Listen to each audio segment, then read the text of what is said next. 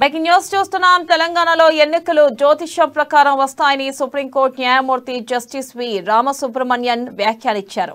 Goshamahal MLA Raja Singh పై అనర్హత వేటు వేయాలంటూ TRS నేత ప్రేమ్ సింగ్ రాథోడ్ దాఖలు చేసిన పిటిషన్ పై విచారణ సందర్భంగా ఈ వ్యాఖ్యలు చేశారు. ఈ petition justice S Ravindra Bhat, justice V రామసుబ్రమణ్యన్లతో కూడిన ద్విసభ్య ధర్మాసనం ఎదుట విచారణకు వచ్చింది.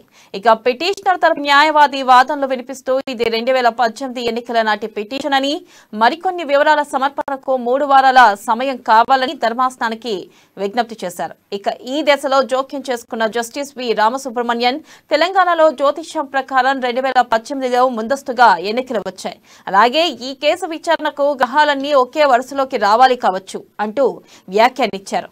విచారణను జనవరికి వాయిదా వేశారు.